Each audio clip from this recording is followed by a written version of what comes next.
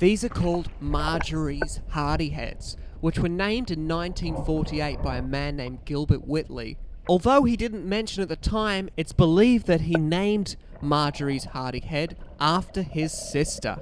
Now they're only found in northern New South Wales and southern Queensland. In the wild, Marjorie's Hardyhead is a primarily algae eater, but they will eat microcrustaceans and aquatic invertebrates as well. Their mouth parts are ideal for picking up little bits of gravel and sucking any bits of algae that might be growing right off the gravel. These are amazing little fish, and they make a great addition to your aquarium if you can find some. They're very active and they'll stay in the bottom of the tank.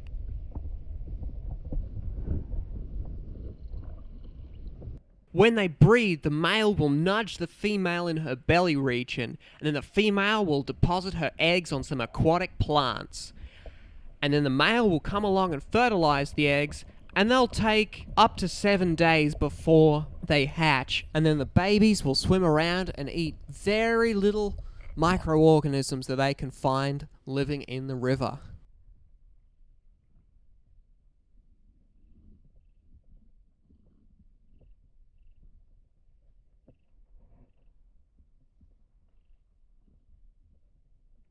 You can see a good demonstration of their feeding behaviour going on in this creek. They're sifting through the little bits of gravel and picking off little bits of algae and tiny little creatures living on the riverbed. They don't tend to swim up to the surface very often, and they school in such large numbers. I think they're an incredible creature. I'm really surprised they don't get more attention in the aquarium hobby.